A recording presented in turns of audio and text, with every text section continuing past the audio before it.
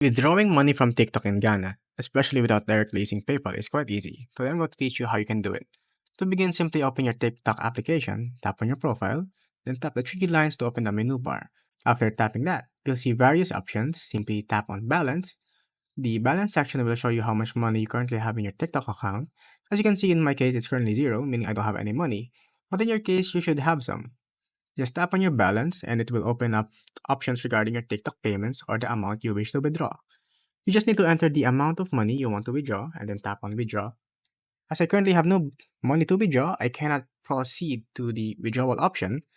However, the withdrawal options typically present only two payment methods, Payoneer and PayPal.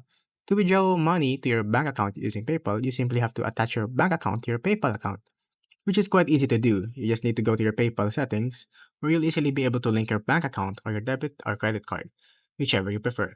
However, if you specifically want to avoid PayPal, you must select Payoneer as your withdrawal method. You only have to do these two options for withdrawing funds from TikTok.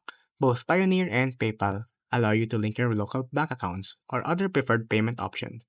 That's pretty much it. That's how you can do it. I hope you found this helpful.